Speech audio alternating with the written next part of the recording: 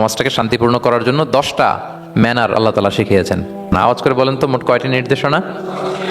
10টি। আমরা গুনে গুনে সামনের দিকে আগাবো। 1 নম্বরে আল্লাহ তাআলা বললেন, ইয়া আইয়ুহাল্লাযীনা আমানু লা তুকদ্দিমু বাইনা ইয়াদাইল্লাহি ওয়া রাসূলিহি ওয়াত্তাকুল্লাহ ইন্নাল্লাহা সামিউন আলিম। ওহে বিশ্বাসীরা, তোমরা আল্লাহর রাসূল তোমাদেরকে যা করতে বলে এইটার চেয়ে বেশি অ্যাডভান্স হয়ো না, অতটুকুতেই থাকো, ওটাতেই কল্যাণ, ওটাতেই বরকত। আল্লাহর রাসূলের চাইতে বেশি বোঝা যাবে না, ওনারা যেটা বলেছেন এটাই ফাইনাল। মা কানা লিমুমিনিন ওয়ালা মুমিনাতিন ইযা কাদাল্লাহু ওয়া রাসূলুহু আমরান আইয়াকুনা লাহুমুল খিয়ারাতু মিন আমরিহিম। আল্লাহর রাসূল যদি আমাদেরকে কোনো নির্দেশনা দেয়, তখন কোনো বিশ্বাসীর জন্য এটা মানলেও চলে, না মানলেও চলে, এরকম ভাবা যাবে? আল্লাহ রাসূলের পক্ষ থেকে, আল্লাহর পক্ষ থেকে একটা আদেশ আসছে, এখন এই আদেশ আপনি মানলেও হয়, না মানলেও হয়, এরকম নাকি ব্যাপারটা? বলেন তো। বরং মানতেই হবে, বরং কি মানতেই হবে, এটা কম্পালসারি, এটা অপশনাল না। তাহলে সমাজকে শান্তিপূর্ণ করার 1 নাম্বার গাইডলাইন হচ্ছে আল্লাহ রাসূলের পক্ষ থেকে যে নির্দেশনা আসবে এটা আপনাকে কম্পালসারি টু অ্যাবাইড বাই, এটা মানতেই আপনাকে হবে। এবং রাসূল সাল্লাল্লাহু আলাইহি ওয়াসাল্লাম যেটা শিখিয়েছেন ওইটাই স্ট্যান্ডার্ড, এর চেয়ে আর ভালো করা যায় না। এক সাহাবী বেশি ইবাদত করতে যেয়ে বললেন যে আমি আজ থেকে সারা রাত তাহাজ্জুদ করব, রাতে আর ঘুমাবো না। আরেক সাহাবী বললেন আমি সারা বছর রোজা রাখবো, আমি আর রোজা ভাঙবো না। আরেক সাহাবী বলে আমি আমার স্ত্রীদের কাছে যাব না, আমি সন্ন্যাসী জীবন যাপন করব। তো রাসূল সাল্লাল্লাহু আলাইহি ওয়াসাল্লাম শুনে অপছন্দ করলেন, বললেন তোমরা নাকি এমন এমন বলেছো, আমি তো বিশ্বনবী রাহমাতাল লিল আলামিন, আল্লাহর হাবিব, আমি তো কোনো দিন রোজা রাখি, আবার কোনো দিন রাখি না, সোম বৃহস্পতিবারে রাখি, অন্যান্য দিন তো রাখি না। আবার রাতে আমি ঘুমাই, আবার তাহাজ্জুদও পড়ি, আবার আমি স্ত্রীদের সাথেও মেলামেশা করি। তো আমার এই ব্যালেন্স লাইফ লিড করেও তো আমি আল্লাহর শ্রেষ্ঠ হতে আমার কোনো সমস্যা হয় নাই, তোমাদের কি সমস্যা হলো? সুবহানাল্লাহ। দেখেন, ইসলাম খুব ব্যালেন্সড অ্যাপ্রোচে বিশ্বাস করে, ভারসাম্যপূর্ণ জীবন বিধান।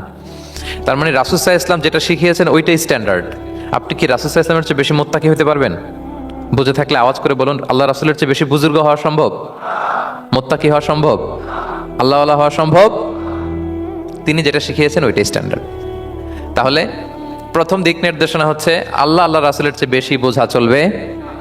ওনারা যে নির্দেশনা দিয়েছেন সেটা মানলেই জীবনের সুখ, সেটা মানলেই কি 1 নম্বর গাইডলাইন। সমাজ যদি শান্তিপূর্ণ সমাজ আমরা পেতে চাই, পিসফুল সোসাইটি যদি পেতে চাই, 2 নম্বর গাইডলাইন হচ্ছে আল্লাহ তাআলা বলছেন, ইয়া আইয়ুহাল্লাযীনা আমানু লা তারফাউ আসওয়াতাকুম ফাওকা সাওতিন নাবী ওয়া লা তাজহারু লাহু বিল কওলি কাজাহরি বা'দিকুম লিবা'দিন আন তাহবাতা আ'মালুকুম ওয়া আনতুম লা তাশউরুন। ওহে বিশ্বাসীরা, নবীর কণ্ঠের চাইতে তোমাদের কণ্ঠকে উঁচু করো না, খবরদার। যদি করো, নিজেরা নিজেদের সাথে যেভাবে কথা বলো, নবীর সাথে যদি এভাবে কথা বলো, তাহলে তোমাদের সব আমলগুলোকে বাতিল করে দিবে কে? এই আয়াত নাজিলের একটা প্রেক্ষাপট আছে। বনু তামিম গোত্রের লিডার কে হবে এটা নিয়ে ডিসকাশন হচ্ছিল। তো আবু বকর রাদিয়াল্লাহু তাআলা আনহু বললেন আমি চাই উনি হোক লিডার। ওমর ফারুক বলে না না না, উনি না, আপনি বুঝতে পারেন নাই, আমি চাই ইনি হোক। আবু বকর বলে ওমর তুমি ঠিক বলো না, আমি বললে তুমি উল্টাটা বলো, উনি হলে ভালো হয়। আর ওমর ফারুক বলে না না না, উনি না, উনি হলে। এই যে উনি করে দুইজন তর্ক বিতর্ক করতে করতে ওনাদের কণ্ঠটা রাসূল সাল্লাল্লাহু আলাইহি ওয়াসাল্লামের কণ্ঠের চাইতে একটু উঁচু হয়ে গেল, যেটা দেখতে অনেকটা অশোভন ছিল, সুন্দর দেখাচ্ছিল না। তো রাসূল সাল্লাল্লাহু আলাইহি ওয়াসাল্লাম সামনে বসা, ওনার সামনে উঁচু গলা করে কেউ কথা বলবে, এটা আল্লাহ বরদাশত করলেন না।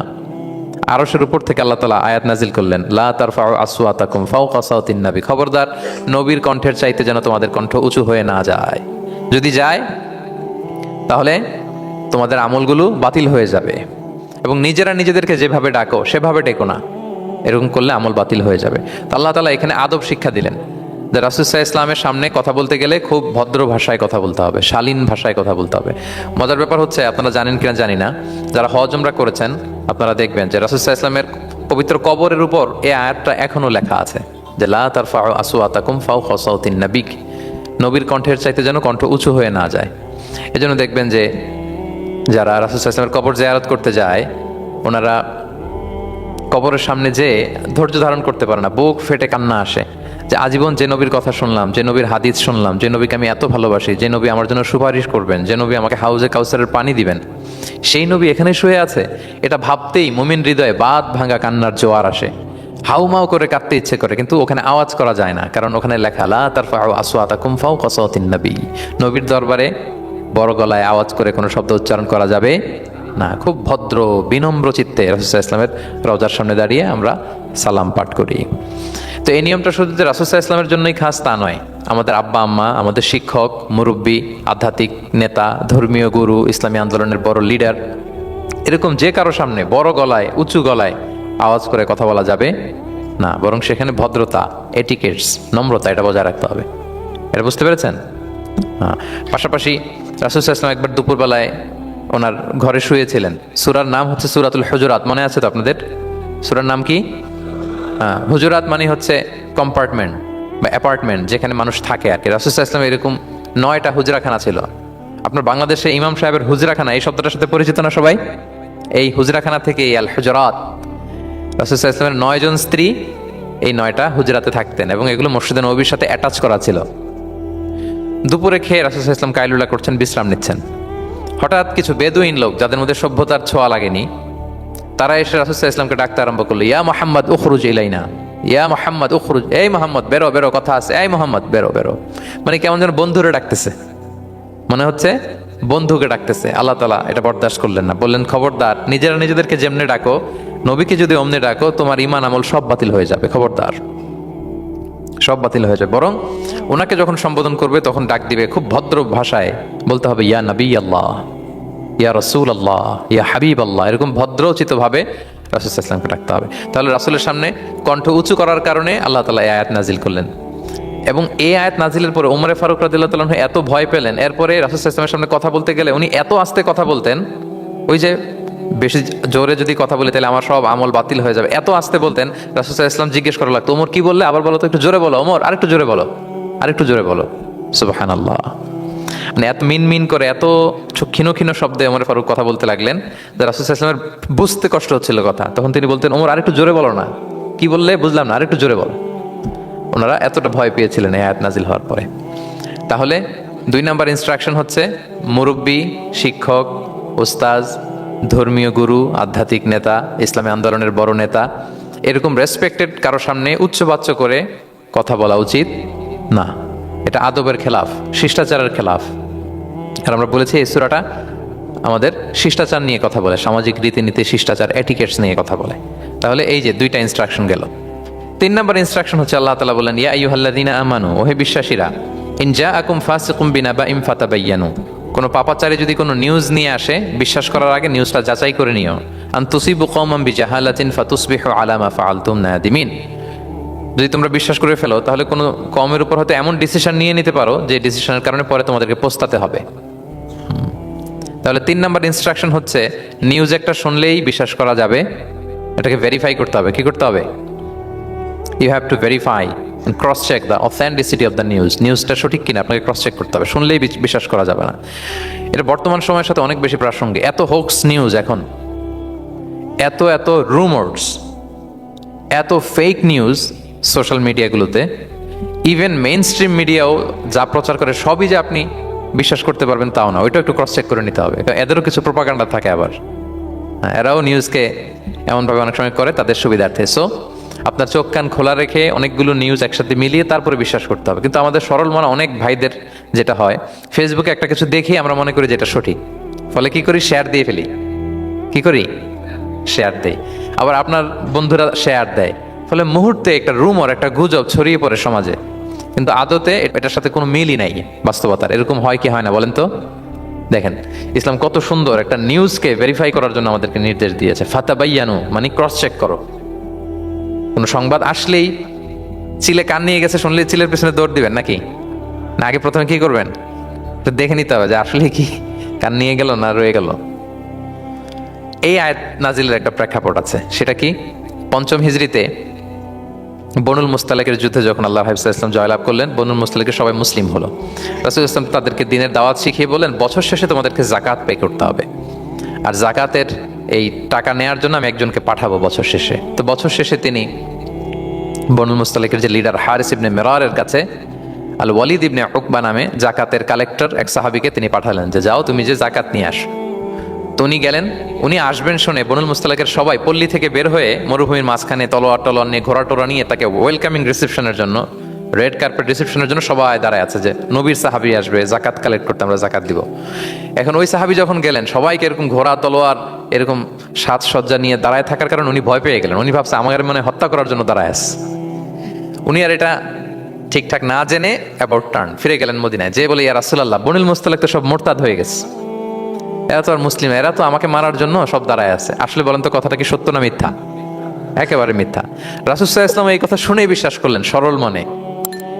বিশ্বাস করেই খালিদ ইবনে ওয়ালিদ রাদিয়াল্লাহু তাআলা আনহুকে বললেন, অ্যাটাক বনুল মুস্তালিক, বনুল মুস্তালিকে অভিযান পরিচালনা করো। সাথে সাথে আল্লাহ বললেন, নবী রাখেন, আস্তে অ্যাটাক করেন, একটু থামেন নবী, একটু রাখেন। আপনি যার কাছ থেকে শুনেছেন সে মিথ্যা বলেছে, অসত্য কথা বলেছে, আসলে ঘটনা এমন নয়। আজকে তার কথার উপর বেস করে আপনি যে খালিদ ইবনে ওয়ালিদকে অভিযান পরিচালনা করতে বললেন, সে যে যদি অ্যাটাক করে কয়েকজনকে হত্যাও করে ফেলতো, এই যে রক্তপাত হতো, ব্লাডশেড, এটার দায় কিন্তু আপনি এড়াতে পারতেন, কারণ আপনি আদেশ দানকারী। আল্লাহ রাসূল সাল্লাল্লাহু আলাইহি ওয়াসাল্লামকে থামালেন, আল্লাহ তাআলা আয়াত নাজিল করে যে আপনি ক্রস চেক করেন। পরে রাসূল সাল্লাল্লাহু আলাইহি ওয়াসাল্লাম ক্রস চেক করে লোক পাঠিয়ে জানলেন যে না, এমন কিছুই নয়, তারা কেউ মুরতাদ হয় নাই, সবাই তারা মুসলিমই আছে, তারা ওয়েলকামের জন্য আসছিল, উনি ভাবছে যে ওনাকে হত্যা করার জন্য দাঁড়ায় আছে। তাহলে চিন্তা করছেন যুগে যুগে এই সমস্যা আছে না নাই বলেন? রাসূল সাল্লাল্লাহু আলাইহি ওয়াসাল্লামের জীবনীতে এই ঘটনা ঘটিয়ে আমাদের চোখে আঙ্গুল দিয়ে আল্লাহ তাআলা বুঝাতে চাইলেন যে কোনো নিউজ আসলেই এটা ভেরিফাই না করে বিশ্বাস করা যাবে না। যত মেইন স্ট্রিম মিডিয়া হোক, ওটা শুনলে আপনি আরো কয়েকটা, আরো আপনার সোর্স থেকে আপনি একটু জানবেন, এরপরে আপনি বিশ্বাস করবেন, নাকি বিশ্বাস না করে শেয়ার দিবেন? আপনি কি জানেন যে একটা কথা শুনেই ক্রস চেক না করে অ্যাকশনে যাওয়াতে কত পরিবার ভেঙে যায়, কত সম্পর্ক ভেঙে যায়? আমাদের মধ্যে প্রবণতা আছে। আপনার ছেলের ব্যাপারে একজন একটা কথা বললো, এসে ছেলের মারপিট, জিজ্ঞেস করেন না এটা। আপনার মেয়ের ব্যাপারে একজন এসে একটা বাজে কথা বলছে, এসেই আপনি মেয়ের সাথে খারাপ আচরণ। আপনার ওয়াইফের ব্যাপারে একজন বললো আর কি যে ভাই আপনি এখানে, ভাবিকে তো দেখলাম ওইখানে আরেকজনের সাথে, আপনি এসেই আপনার স্ত্রীর উপর চড়াও অথবা গায়ে হাত তুললেন। তো হতে পারে যে ওই ভদ্রলোক অন্য কোনো মহিলাকে দেখেছে যে দেখতে আপনার স্ত্রীর মতো, এরকম হতে পারে কি পারে না বলেন? তো এই যে আপনি ক্রস চেক না করে, ভেরিফাই না করে যে অ্যাকশনে গেলেন, এতে সমস্যা হবে না? সমাজে পরিবার ভাঙে, সমাজে সম্পর্ক নষ্ট হয়, কলহ বাঁধে। এই জন্য আল্লাহ তাআলা বললেন যে সোসাইটিটাকে যদি পিসফুল করতে চাও, ইযা জাআকুম ফাসিকুম বিনাবাইন ফাতাবায়ানু, নিউজ আসলেই বিশ্বাস করো না। You have to cross check, you have to justify and you have to verify the news. মনে থাকবে? তাহলে আজকে থেকে ফেসবুকে একটা পেলে আমরা কি করব? শেয়ার দিয়ে দিব। কি শেয়ার দিবেন না? কি করব? যাচাই বাছাই করব, ক্রস চেক করব। এখন অবশ্য ক্রস চেক করার জন্য কিছু প্ল্যাটফর্ম বেরিয়েছে, তারা অবশ্য যেগুলো খুব বেশি ছড়িয়ে পড়ে নিউজ, সেগুলো যদি ভুল হয় তারা ক্রস চেক করে তারা সামাজিক সচেতনতা তৈরি করে। তো আমরা প্রত্যেকেই দায়িত্বশীল হলে এই গুজবগুলো স্প্রেড করা থেকে আমরা বিরত থাকতে পারি। নিউজ শুনলেই আমরা এখন বিশ্বাস করবো না, আগে ক্রস চেক করে নেব, তা না হলে আমরা বিপদে পড়তে পারি। কি বলেন? এমন কোনো কাজ করে ফেলতে পারি যেটার কারণে পরে লজ্জিত হব। তো আমরা আগে থেকেই সাবধান হয়ে যাই। 4 নম্বরে আল্লাহ তাআলা বললেন, ওয়া ইন তাইফাতানি মিনাল মুমিনিনা ক্তাতালু ফাসলিহু বাইনাহুমা, বিশ্বাসীদের মধ্যে 2 গ্রুপ যদি মারামারি লাগে তাহলে তুমি মিলিয়ে দাও, ইসলাহ করো, ইসলাহু যাতিল বাইন, মিলিয়ে দাও, মীমাংসা করে দাও, বিরোধ নিষ্পন্ন করে দাও। অনেক সময় হয় না যে 2 ভাই ঝগড়া লেগেছে, 2 বন্ধু ঝগড়া লেগেছে, অথবা স্বামী স্ত্রীর মধ্যে কোনো কারণে বিরোধ, 2 পার্টি ঝগড়া লাগছে, এরকম আছে না নাই? তখন ফাসলিহু বাইনাহুমা, তাদের মধ্যে আপোষ মীমাংসা করে দাও, মীমাংসা করে দাও, ইসলাহ, রিকনসিলিয়েশন করো, ওয়ার্ক অ্যাজ এ মিডিয়েটর, মধ্যস্থতাকারী হিসেবে কাজ করো। তো আমরা সমাজে কি করি দেখেন তো, একটু মিলিয়ে নেন। 2 জন ঝগড়া লাগছে, আমরা কি করি? কি করেন? আরো লাগিয়ে দেন, সর্বনাশ। তো আপনাদের ওয়াজি করতেছি আমি না, তাদেরকে আরো ঝগড়ায় মাতিয়ে তোলা যাবে, লাগিয়ে দেওয়া যাবে না, বরং ঝগড়া থামিয়ে দিতে হবে। কি করতে হবে? কয়েক জায়গায় কৌশল করে মিথ্যা বলা জায়েজ, সহিহ হাদিসে এসছে। এর মধ্যে একটা আছে, 2 জন মানুষের মধ্যে সম্পর্ক নষ্ট, তাদের সম্পর্ক জোড়া লাগিয়ে দেওয়ার জন্য আপনি কৌশল করে মিথ্যা বলতে পারেন। যেমন ধরেন যে 2 জনের সাথে কথা হয় না, তা কুমড়া সম্পর্ক, আপনি একজনকে বলেন যে ভাই ওই দিন তো ওই লোক আপনার ব্যাপারে অনেক প্রশংসা করলো, সে তো শুনে অবাক হবে, কি রে আমার প্রশংসা কি বললো, এমন এমন বললো। তো এটা শুনে ওই লোকের ব্যাপারে তার মনটা একটু নরম হবে। আবার তাকে বলেন যে উনি তো আপনার ব্যাপারে এরকম একটা পজিটিভ কমেন্ট করলো, সেও অবাক হবে, তাই নাকি, তার সাথে আমি এত ভুল বোঝাবো যে আসলে লোকটা তো তাহলে ভালো। এই যে 2 জনকে আপনি এমন কিছু কথা কৌশল করে বললেন, ফলে তাদের মধ্যে একটা হৃদ্যতা তৈরি হবে। হঠাৎ দেখবেন যে একজন আরেকজনকে দেখে সালাম দিয়ে কথা বলে, কোলাকুলি করে, সেই আগের যেই শত্রুতা সব নিমেষে শেষ হয়ে গেছে। ঠিক কিনা বলেন? এই যে মধ্যস্থতাকারী আপনি হলেন, এই জন্য আল্লাহ তাআলা আপনাকে সওয়াব দিবেন। তাহলে বিবাদমান 2 গ্রুপ দেখলে আমরা আজ থেকে আরো ঝগড়া লাগিয়ে দিব না মিলিয়ে দিব? রাসূল সাল্লাল্লাহু আলাইহি ওয়াসাল্লাম বলেন, আলা উখবিরুকুম বিআফদালা দারাজাতিন মিন সাদাকাতি ওয়াস সিয়ামি ওয়াস সালাহ, নামাজ, রোজা, সাদাকা, এর চেয়ে একটা বড় মর্তবার ভালো কাজ আছে, সেটা কি আমি তোমাদের বলবো না? সাহাবারা বলল, বলেন। আল্লাহ রাসূল সাল্লাল্লাহু আলাইহি ওয়াসাল্লাম বললেন, সেটা হচ্ছে ইসলাহু যাতিল বাইন, দুই পক্ষকে মিলিয়ে দেয়া, বিবাদমান দুই গোষ্ঠীকে কি করা, মিলিয়ে দেয়া। এটা নামাজ, রোজা, সাদাকা, এর চেয়েও বেশি সওয়াবের কাজ। দেখেন আমরা ইসলামটা বোঝার ক্ষেত্রে আমাদের কত ল্যাকিংস। আমরা মনে করি শুধু লম্বা দাড়ি রাখলাম, তাসবিহ একটা নিলাম, আর জিকির করতেছি দিন রাত এক করে, এরপরে নামাজ পড়তে পড়তে কপালে দাগ ফেলে, এই বোধহয় ভালো কাজ, এই সব ভালো আমি করে ফেললাম। কিন্তু দেখেন রাসূল ইসলাম বলেছে না, সমাজে বিবাদমান দুইটা গ্রুপকে যদি মিলিয়ে দাও, এটা নামাজ, রোজা, সাদাকার চেয়ে বেশি সওয়াব তুমি পাবে। তাহলে এখন থেকে যদি আমরা বিবাদ দেখি কি করব, মিলিয়ে দিব। কখনো আমরা ঝগড়া আরো বাদিয়ে দিব না। আগুন যদি লাগে সেখানে পানি ঢালবো নাকি তেল ঢালবেন? কি ঢালবেন? অনেকে কি ঢালে, আরো দাউ দাউ করে জ্বালাতে চায়। না না, এটা করা যাবে না, বরং আমরা মিলিয়ে দিব ইনশাআল্লাহ। বলেন সবাই। আল্লাহর হাবিব সাল্লাল্লাহু আলাইহি ওয়াসাল্লাম তিনি এই কাজটা করতেন। মক্কা থেকে মদিনায় গেলেন, মদিনায় আউস খাজরাজ দুইটা গোত্র, বছরের পর বছর যুদ্ধ, উনি যেই মিলিয়ে দিলেন। রাসূল সাল্লাল্লাহু আলাইহি ওয়াসাল্লাম এই যে সংলাপ, তারপর রিকনসিলিয়েশন, মিডিয়েশন, মধ্যস্থতা, এগুলোতে এক্সপার্ট ছিলেন। যে যুদ্ধ থামে না, এই যুদ্ধ মিলিয়ে দিলেন। কত প্রাণ গেল এই যুদ্ধে, কিন্তু রাসূল সাল্লাল্লাহু আলাইহি ওয়াসাল্লাম যেই আউস খাজরাজ এখন ভাই ভাই হয়ে গেছে, ভাই ভাই করে দিলেন, ভ্রাতৃত্বের বন্ধনে আমাদেরকে আবদ্ধ করে দিলেন আল্লাহর হাবিব সাল্লাল্লাহু আলাইহি ওয়াসাল্লাম। এবং সহিহ বুখারীতে একটা বাব আছে, বাবের শিরোনাম হচ্ছে বাবু কওলুল ইমাম ইযহাবু বিনা নুসলিহ বাইনাকুম, মানে আমাকে নিয়ে চলো আমি মিলিয়ে দিব। এটা ছিল রাসূল সাল্লাল্লাহু আলাইহি ওয়াসাল্লামের বিখ্যাত বাণী। ঝগড়া একটা লাগছে, রাসূল সাল্লাল্লাহু আলাইহি ওয়াসাল্লাম বলতে, আরে আমি আছি না, আমাকে নিয়ে যাও, আমি মিলাই দেবো। কোথাও কিছু হয়েছে, আমাকে নিয়ে যাও, আমি তো আছি, মিলাই দেবো। রাসূল সাল্লাল্লাহু আলাইহি ওয়াসাল্লাম এসেছেনই মানুষকে মিলানোর জন্য, গড়ার জন্য এসেছেন, ভাঙার জন্য নয়। তাহলে 4 নাম্বার যেটা আমরা জানলাম, যে বিবাদমান দুই পক্ষকে আমরা কি করব, মনে থাকবে? এই যে আমি শুরুতে বলেছিলাম, যে শান্তিপূর্ণ সমাজ যদি আপনি করতে চান, তাহলে এই 10টা ইনস্ট্রাকশনের কোনো বিকল্প নাই। এখানে সোশ্যাল নর্মস, কিছু মোরালিটি, কিছু ভ্যালিউজ, বিশেষ করে ম্যানার্স আমাদেরকে শিখিয়েছেন আল্লাহ তাআলা। তাহলে 4টা জানলাম, কয়টা? 5 নম্বরে আল্লাহ বলেন, ইয়া আইয়ুহাল্লাযীনা আমানু লা ইয়াসখার কওমুন মিন কওম আসা আন ইয়াকুনু খায়রাম মিনহুম। ওহে বিশ্বাসীরা, তোমরা একে অপরকে তুচ্ছ তাচ্ছিল্য করো না, হাসি ঠাট্টা করো না, কাউকে সুখরিয়া মানে কাউকে তুচ্ছ করা, কাউকে নিয়ে ব্যঙ্গ করা, হাসি তামাশা করা, এটা করো না, এটা কবিরা গুনাহ। মানে এমন কোনো কথা বলো না যাতে তোমার ভাইয়ের মনে কষ্ট হয়, এরকম কিছু বলা যাবে না। আমরা অনেক সময় এটা করে ফেলি, এমন কথা বলি যেটাতে আরেক ভাই বা আরেক বোন কষ্ট পায়। আমরা খুব সিম্পলি বলি, কিন্তু এটা কবিরা গুনাহ। এটা কি? বিশেষ করে তার আকৃতি নিয়ে আপনি কিছু বলতে পারবেন না, এটা বড় কবিরা গুনাহ। এটাকে বডি শেমিং বলে। কি বলে? বডি শেমিং হারাম। কারণ বডি স্ট্রাকচার, এটাকে আমার ইচ্ছে মতো হয়েছে না আল্লাহ বানাইছে? আচ্ছা, আপনি যে এত সুন্দর ফর্সা, কে বানালো? হ্যাঁ, আবার আরেকজন যে একটু শ্যাম বর্ণের, তাকে কে বানালো? আপনি লম্বা, কে বানালো? কেউ খর্বাকৃতির, খাটো, তাকে কে বানালো? তাহলে আপনি আকৃতি নিয়ে তাকে যদি ঠাট্টা করেন, আসলে কি ঠাট্টা কি তাকে করা হলো নাকি আল্লাহকে? কারণ আসল ডিজাইনারটা কে?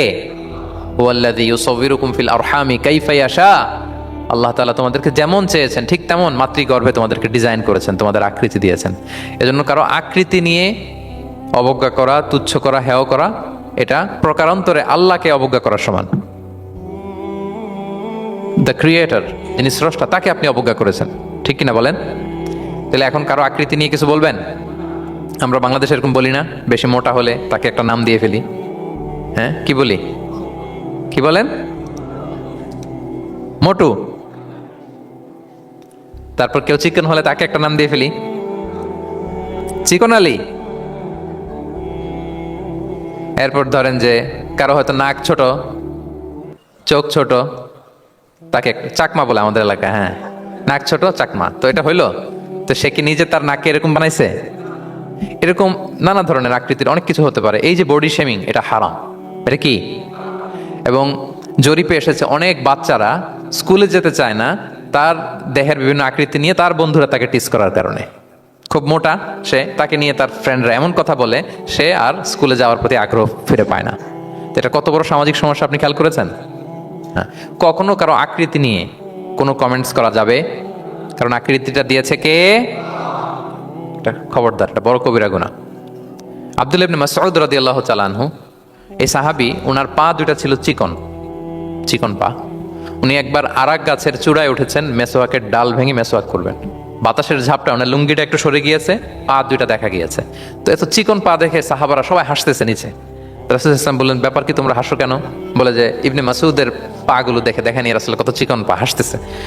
রাসূল ইসলাম রাগান্বিত হলেন, বললেন, ওই সত্তার শপথ যার হাতে আমার আত্মা, ওই আল্লাহর কসম করে আমি বলি, লাহুমা আফকালু ফিল মিজানে মিন উহুদ, এই পা দুটো মিজানের পাল্লায় রাখা হলে কিয়ামতের দিন উহুদ পাহাড়ের চেয়ে বেশি ভারী হয়ে যাবে। তার মানে এত সম্মান ইবনে মাসউদের সম্মান আল্লাহর কাছে, কল্পনা করেন, উহুদ পাহাড়ের চেয়ে বেশি ভারী হয়ে যাবে। কিন্তু আমরা অনেক সময় এই মানুষের আকৃতি নিয়ে তুচ্ছ-তাচ্ছিল্য করি। রাসূল সাল্লাল্লাহু আলাইহি ওয়াসাল্লামের একজন স্ত্রী ছিল, নাম সফিয়া। কি নাম? সফিয়া বিনতে হুয়াই ইবনুল আখতাব। উনি আকৃতিতে কিছুটা খাটো ছিলেন এবং একটু স্থূলাকৃতির ছিলেন। তো এটাকে একটু ইঙ্গিত করে আম্মা জান আয়েশা রাদিয়াল্লাহু তাআলা আনহা একবার একটা শব্দ ব্যবহার করেছেন, মানে শব্দ দিয়ে কৌশলে বুঝিয়েছেন, তা আনি কসিরা, মানে আপনার সেই খাটো স্ত্রী সফিয়া। নারীদের মধ্যে এটা থাকে স্বাভাবিক, মানবীয় কারণে। একাধিক স্ত্রী হলে মানবীয় কারণে একটু জেলাসি বা একটু কিছু বিষয় থাকে, এটা থেকে মানুষ বেরোতে পারে না, এবং সেটা নবীদের স্ত্রীরাও সেটা থেকে বেরোয়া সম্ভব ছিল না। তো কথা বলতে বলতে এমন একটা শব্দ বললেন যেটা দিয়ে সাফিয়া রাদিয়াল্লাহু তাআলা আনহাকে বুঝালেন যে আপনার অমুক স্ত্রী, মানে তিনি আকৃতিতে কিছুটা খাটো এবং কিছুটা স্থূলাকৃতির। এই শব্দটা রাসূল ইসলাম পছন্দ করলেন না। বললেন, আয়েশা, এটা তুমি কি বললে? আয়েশা, তুমি কি জানো, লাকুত কুলতি কালিমা, তুমি এমন একটা শব্দ বলেছো সফিয়ার ব্যাপারে, লাউ মুজিজাত বিমা ইল বাহরি লামাজাজাতহু, এই শব্দটা যদি নীল সাগরে ছেড়ে দেওয়া হয় তাহলে শব্দের পঙ্কিলতার কারণে নীল সাগরের পানি মুহূর্তেই কালো হয়ে যাবে। আর এরকম শব্দ যেন আমি না শুনি। আম্মা জান আয়েশা রাদিয়াল্লাহু তাআলা সচেতন হয়ে গেলেন, আর কখনো এরকম বলেননি। দেখেন, রাসূল ইসলাম কখনোই বডি শেমিংকে স্পেস দিতেন না, কখনো না। আমরা এগুলোকে ছোট মনে করি, কিন্তু যাকে আপনি বলেন সে অনেক কষ্ট পায় মনে, সে খুব মনে কষ্ট পায়, এই জন্য এটা বলা যাবে না, খবরদার। রাসূল সাল্লাল্লাহু আলাইহি ওয়াসাল্লাম বলেন, ইন্নাল আবদা লা ইয়াতাকাল্লামু বিল কালিমাতি মা ইয়াতাবায়্যানু ফিহা ইয়াজিল্লু বিহা ফিন্নার। মানুষ অনেক সময় মুখ ফসকে এমন কমেন্ট করে ফেলে অন্যের ব্যাপারে, এটা দিয়ে সে মাঝে মাঝে জাহান্নামী হয়ে যায়, কিন্তু সে ভাবেই নাই এই শব্দে আমাকে জাহান্নামে ঢুকাবে। কারণ এই মুখ দিয়ে যা বেরোয় এটা বলতে অনেক সাবধানে। রাসূল ইসলাম বলেছেন, দুইটা অঙ্গের গ্যারান্টি যদি কেউ আমাকে দেয়, আমি তাকে জান্নাতের গ্যারান্টি দেই। মাইয়াদমান লি মা বাইনা লিহিয়াইহি ওয়া মা বাইনা রিজলাইহি আদমান লাহুল জান্নাহ।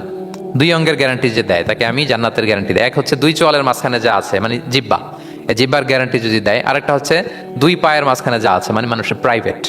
এই দুইটা অঙ্গের গ্যারান্টি যদি কেউ দেয় যে এই দুই অঙ্গ দিয়ে আমি কোনো পাপ কাজ সংগঠিত করব না, বিশ্বনবী সাল্লাল্লাহু আলাইহি ওয়াসাল্লাম বলেন, আমি আমার ওই উম্মতকে জান্নাতের গ্যারান্টি দেই। তাহলে তুচ্ছ তাচ্ছিল্য ঠাট্টা বিদ্রুপ করা যাবে না। 6 নম্বরে, ওয়ালা তালমিজু আনফুসাকুম, তোমরা অন্যের বদনাম করে বেরিও না। লামজ আসছে লুমাজা থেকে, ওয়াইলুল লিকুল্লি হুমাজাতিল লুমাজা, যে প্রকাশ্যে অন্যের বদনাম করে বেড়ায়, অন্যের দোষ খুঁজে বেড়ায়। একদল লোক আছে দেখবেন শুধু অন্যের দোষ খোঁজে, নিজের দিকে আঙ্গুল যায় না। কিন্তু এইভাবে আরেকজনের দিকে আঙ্গুল দিলে যে 3টা আঙ্গুল নিজের দিকে যায়, এটা আবার ভুলে যায়।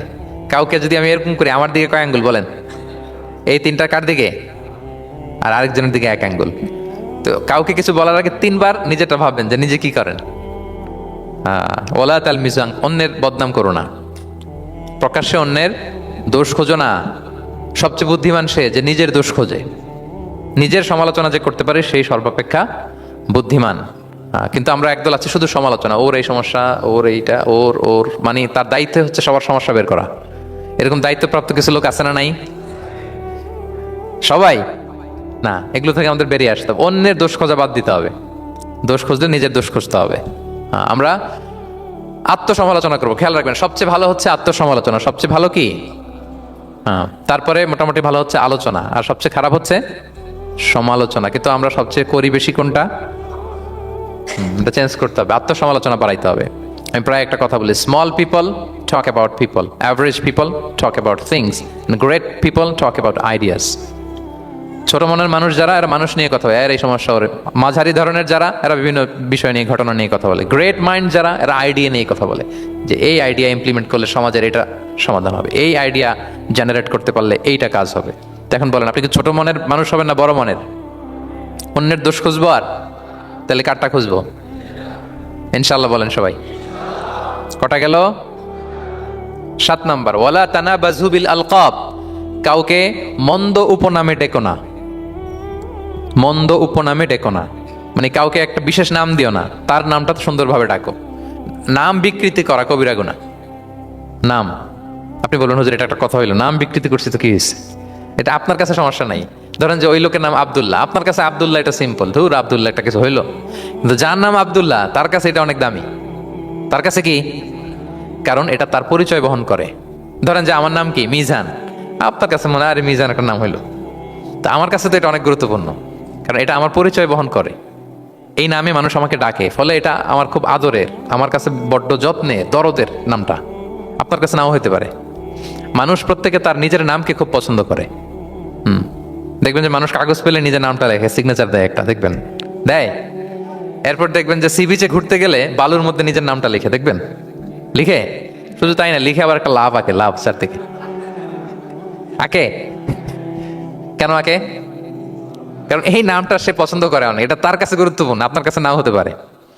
এজন্য প্রত্যেকের নামটা তার কাছে খুব আদরের যত্নের। তার নামটা আপনি সুন্দরভাবে বলবেন।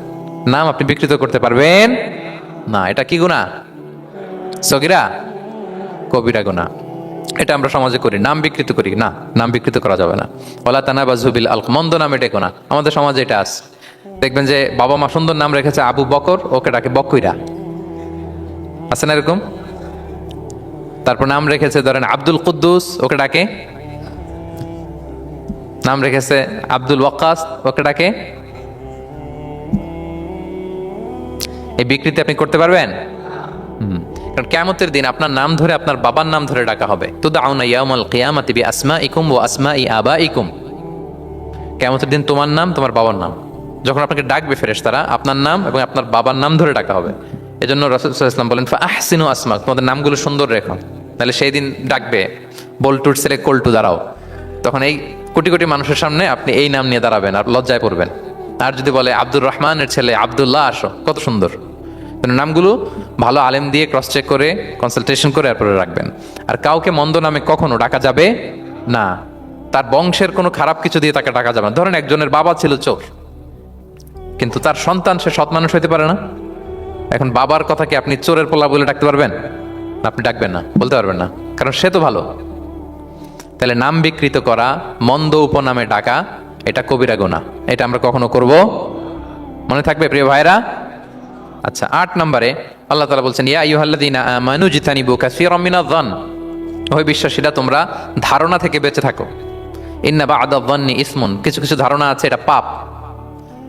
ধারণা, অ্যাজাম্পশন করে কথা বলা নিষেধ। ধারণার উপর বেস করে কথা বলা যাবে। অনেকে ধারণার উপর কথা বলে।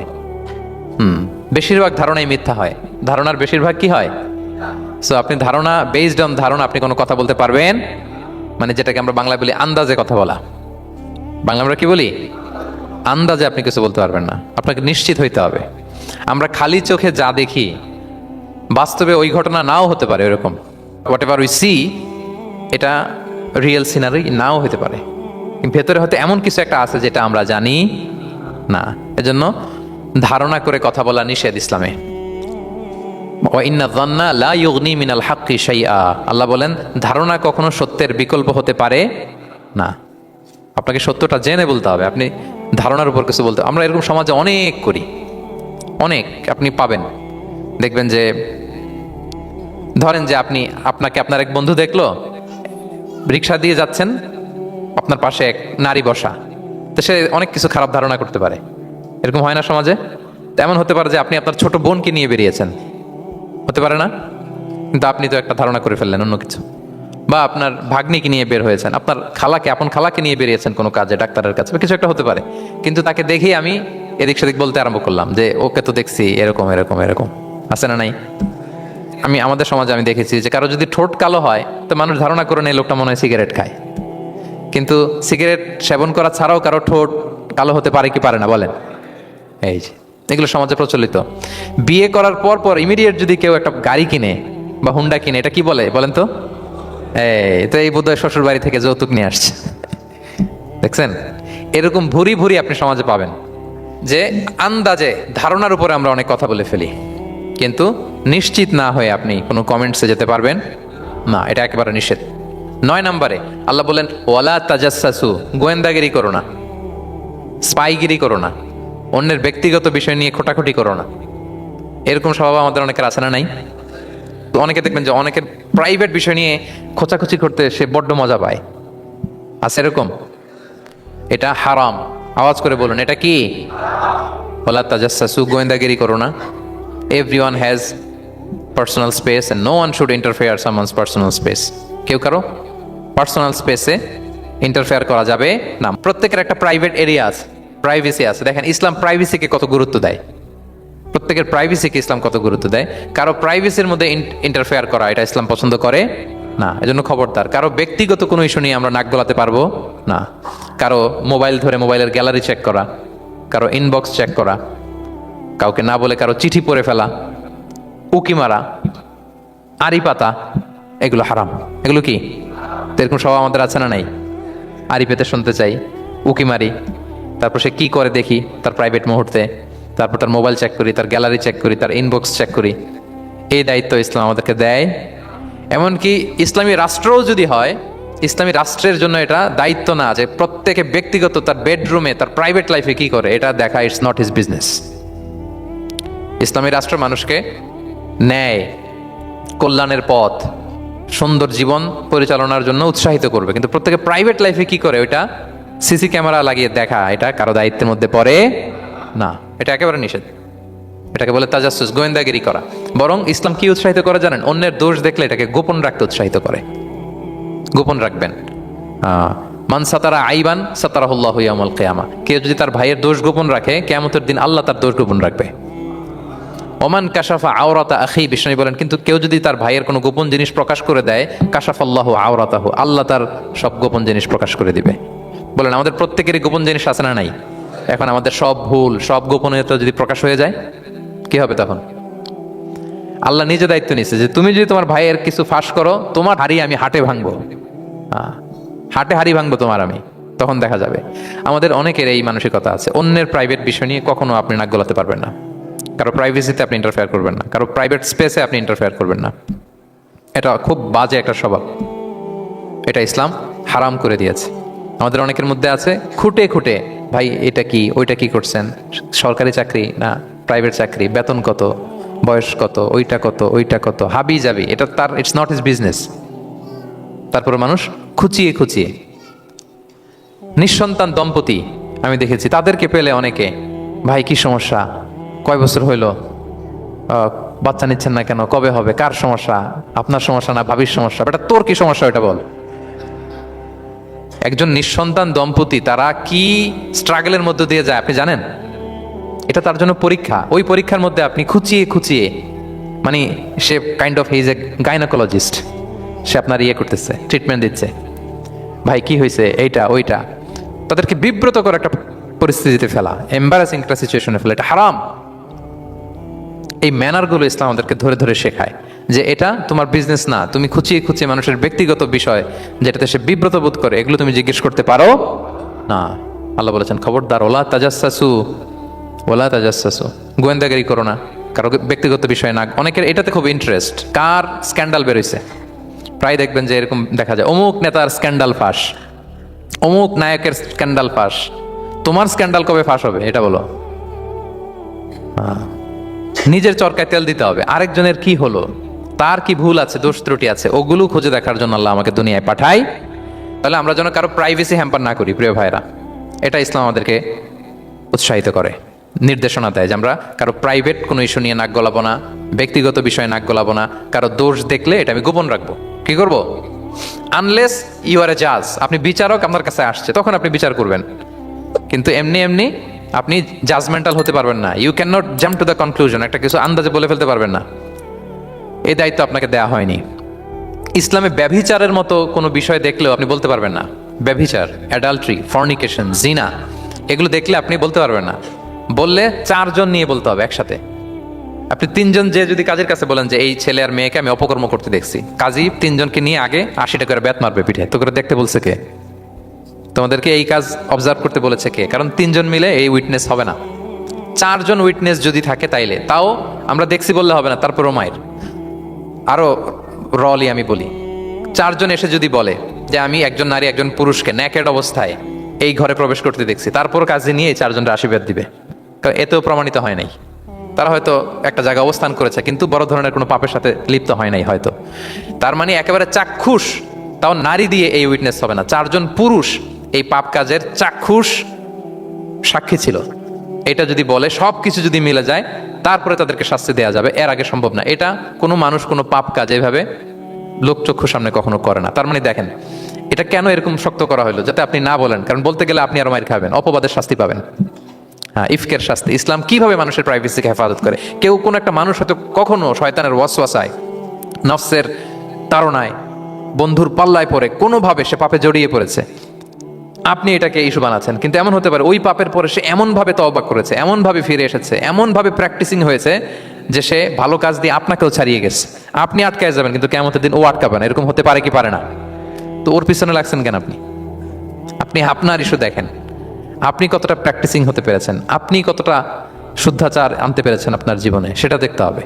যেন খবরদার, ওয়ালা তাজাসসু, গোয়েন্দাগিরি করো না, কারো প্রাইভেট বিষয় নিয়ে নাক গলাতে যেও না। সুবহানাল্লাহ, হোয়াট এ রিলিজিয়ান! কত সুন্দর আমাদের ধর্ম, হাউ লাকি উই আর! আমরা কত ভাগ্যবান যে আল্লাহ তাআলা এই ধর্ম আমাদেরকে দিয়েছেন, এমন বিধান আমাদের জন্য প্রেসক্রাইব করেছেন যেগুলো মানলে আমাদের সমাজটা একটা জান্নাতের বাগান হয়ে যাবে।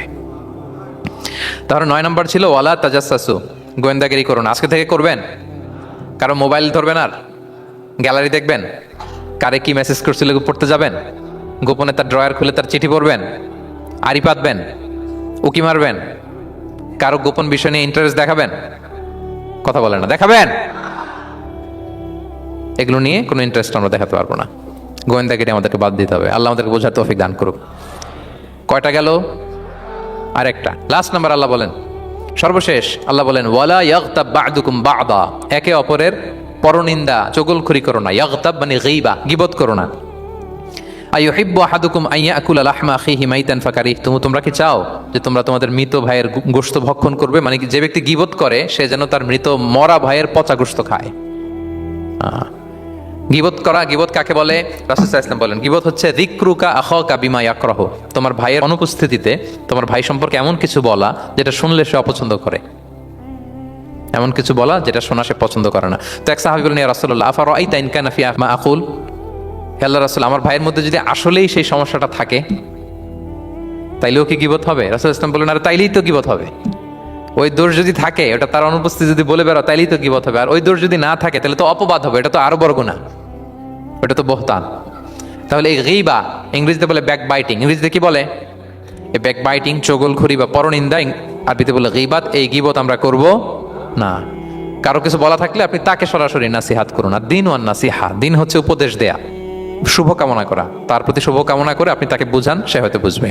কিন্তু আপনি তার অনুপস্থিতিতে তার নামে বাজে কথা, মন্দ কথা বলতে পারবেন, এটা অনেক বড় পাপ। একজনের ব্যাপারে আরেকজনের কান ভারী করা, ওর কথা ওর কাছে, ওর কথা ওর করে, এরকম করে সমাজের মধ্যে একটা গিরিঙ্গি লাগায়, আছে না? নেই? এটা হারাম। রাসূল সাল্লাল্লাহু আলাইহি ওয়াসাল্লাম বলেন, মেরাজের রাতে আমি দেখেছি কিছু লোক, লাহুম আযফার মিন নুহাস, তাদের নখগুলো তামা দিয়ে তৈরি, নখর ধারালো, ইয়াখদাশুনা বিহা উজুহাহুম ওয়া সুদুরহুম, তারা তাদের নিজের নখ দিয়ে নিজের গালের গোশত, বুকের গোশতগুলো টেনে টেনে ছিঁড়ছে। রাসূল সাল্লাল্লাহু আলাইহি ওয়াসাল্লাম জিবরাইল আলাইহিস সালামকে বললেন, মান হুম ইয়া জিবরিল?